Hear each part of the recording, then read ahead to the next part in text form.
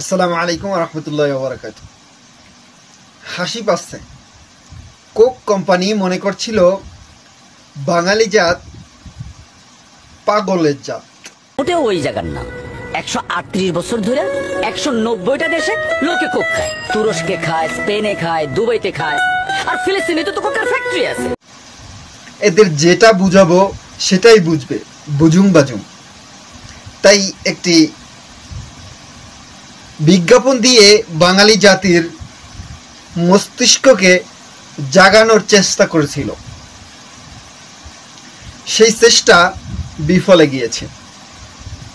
বাঙালি লুকিয়ে লুকিয়ে অন্য দ্রব্যের খাবার খাবে যেগুলো জায়েজ দেই, কিন্তু কোক কোম্পানির কোনো জিনিস খাবে না। এটা বাঙালি জাতি এরাদা করেছে। বাঙালি ভুলেই গিয়েছিল কোক নামে একটা খাবার রয়েছে, কোক কোম্পানির, পেপসি, কোকাকোলা, 7 আপ ইত্যাদি।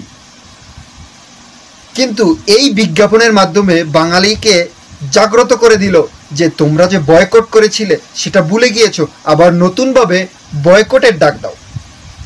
কেন বাঙালি এই কোক কোম্পানির খাবার খাবে না? কারণ হলো এই কোক কোম্পানিটা হলো ইসরায়েলি। এটা সরাসরি মুসলমানদের আঘাতপ্রাপ্ত একটি দেশ, অভিশাপপ্রাপ্ত একটি দেশ। এই জন্যই বাঙালি জাতি এই খাবারটা খাবে না। দেশের কথা বললাম এই জন্য, হয়তো আমার ভিডিওর মাধ্যমে এটা সমস্যা হতে পারে, ফেসবুক উঠিয়ে নিতে পারে, তারপরও বললাম। সবাই এক্সাম্পল দেয় ওই দেশের, আমি ডাইরেক্টলি বললাম।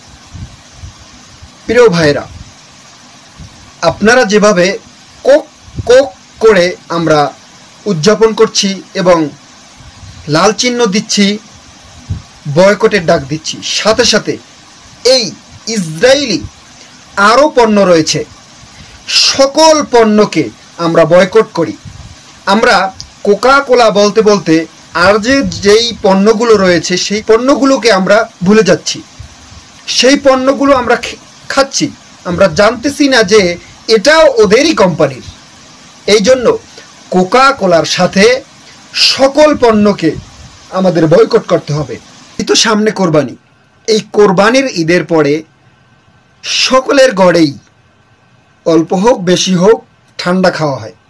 ঠান্ডা এই ইসরায়েলি পণ্য ছাড়া যেই পণ্যগুলো রয়েছে সেই পণ্যগুলো আপনারা ক্রয় করুন। আগে জিজ্ঞাসা করবেন, অথবা উপরে লেখা আছে, দেখে সুন্দর করে তারপরে পণ্য কিনবেন। আমাদের সব রাষ্ট্রে খাক, কোনো সমস্যা নেই, কিন্তু আমাদের বাংলাদেশে এই পণ্যটাকে বর্জন করতেই হবে।